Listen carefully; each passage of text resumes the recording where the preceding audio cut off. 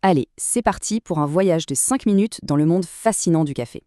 On va voir ensemble les secrets pour passer du simple amateur au vrai pro. L'idée, c'est de découvrir comment faire de chaque tasse un moment vraiment inoubliable.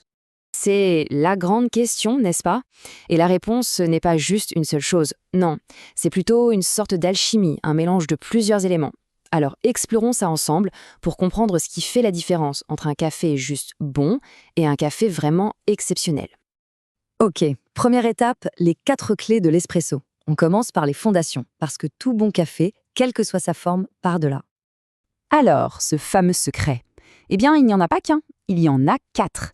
4 facteurs vraiment cruciaux qui, une fois réunis, créent l'espresso parfait. Et chacun, vous allez voir, est absolument indispensable. La première clé, c'est l'eau. C'est un peu fou, mais on l'oublie tout le temps alors qu'elle représente 98% de la tasse. Une eau fraîche, de bonne qualité, riche en minéraux, c'est la toile sur laquelle tous les arômes du café vont pouvoir s'exprimer. C'est le point de départ non négociable. Ensuite, bien sûr, les grains. Là, on touche au cœur du goût. La variété, l'origine, la façon dont le grain a été torréfié, tout ça va créer un profil de saveur complètement unique. Chaque grain, c'est une promesse de plus de 800 arômes différents qui n'attendent qu'une chose, être révélés. La troisième clé, c'est la machine. Ce n'est pas juste un appareil, hein. C'est l'instrument de précision qui va transformer le potentiel des grains en réalité. C'est elle qui, avec la bonne mouture, la bonne température et la bonne pression, va extraire le meilleur du café. D'ailleurs, les machines modernes sont de plus en plus intelligentes. Elles adaptent leur méthode d'infusion. On a le processus standard pour les cafés classiques, le PEPR, ça veut dire processus d'extraction pulsé, où l'eau est envoyée par petites impulsions pour un résultat plus intense, et même l'extraction à froid, pour des saveurs toutes douces et fruitées. Et enfin, la quatrième et dernière clé, eh bien, c'est la touche humaine, c'est nous. Le choix de la tasse, le petit sucre ou le chocolat à côté, l'ambiance, tous ces petits détails personnels qui font que boire un café, ce n'est pas juste boire, c'est un vrai rituel, un moment parfait. Bon, les bases sont posées. Maintenant, on passe au niveau supérieur. On va s'intéresser aux secrets de barista, ces petits détails qui, justement, transforment un bon café en un café exceptionnel. Alors là, attention, on va casser un mythe. Pour avoir une belle mousse de lait fine, onctueuse, veloutée, tout le monde pense qu'il faut du lait entier, plein de gras.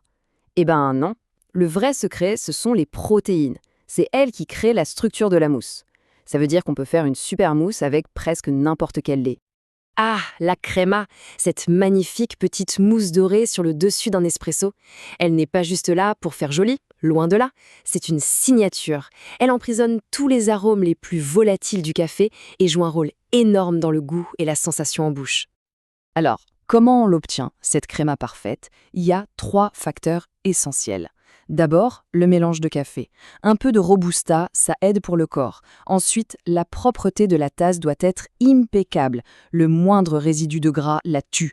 Et surtout, la fraîcheur des grains, car ce sont eux qui contiennent le CO2 nécessaire à sa formation. Allez, quelques astuces de pro, très simples mais qui changent tout. Toujours préchauffer sa tasse pour éviter un choc thermique. Servir un verre d'eau avec pour se rincer le palais avant. Et si on sucre, utiliser du sucre en poudre qui se dissout sans casser cette précieuse créma. Ce sont les détails qui font la perfection. Ok, on a la théorie, on a les techniques des pros, il est temps de mettre tout ça en pratique. On passe au menu pour découvrir les boissons les plus classiques. Commençons par 2 boissons qu'on confond tout le temps, le macchiato et le cortado. En fait, c'est simple. Le macchiato, c'est un espresso tacheté d'une pointe de mousse de lait. Le cortado, lui, est coupé avec un peu de lait chaud pour l'adoucir. Voilà tout. Autre grand duel, latte macchiato contre flat white. Là, tout est une question de construction. Pour le latte macchiato, on verse le café dans le lait pour créer 3 belles couches.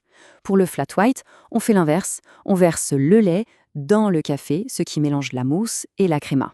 La texture est complètement différente. Et à la base de tout ça, il y a les 2 fondations, le ristretto et l'espresso. Le ristretto, c'est restreint, donc moins d'eau pour un goût hyper concentré, très intense. L'espresso, c'est le grand classique, plus long, plus équilibré. Le choix entre les deux va changer tout le caractère de la boisson finale. Pour bien visualiser ce qu'on disait tout à l'heure, regardez l'anatomie d'un latte macchiato. On voit bien que c'est d'abord une boisson au lait, avec 60% de lait chaud. L'espresso ne représente que 20%, il vient juste s'insérer au milieu. C'est cette structure visuelle qui fait tout son charme. Et puis, il y a la nouvelle star, le cold brew. Alors attention, ce n'est pas juste du café chaud qu'on a mis au frigo. Pas du tout. Un vrai col de brou, c'est un café extrait directement à froid, ce qui donne un résultat beaucoup plus doux, moins amer, avec des arômes très fruités. C'est une boisson à part entière. Bon, on sait maintenant comment faire une tasse parfaite. Mais et après, qu'est-ce qu'il y a au-delà? C'est le moment où, une fois qu'on maîtrise les règles, on peut commencer à jouer avec. Et au-delà, il y a l'art, le latte art. C'est la preuve ultime qu'une tasse de café peut devenir une petite œuvre d'art. C'est quand la technique du barista rencontre sa créativité et que la mousse de lait devient une toile. C'est le sommet du savoir-faire. Pour conclure, il y a cette citation de Talleyrand qui résume tout.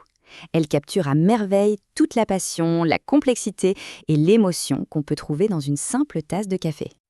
Voilà, le savoir est là. Les 4 clés, les secrets des pros, le menu de base.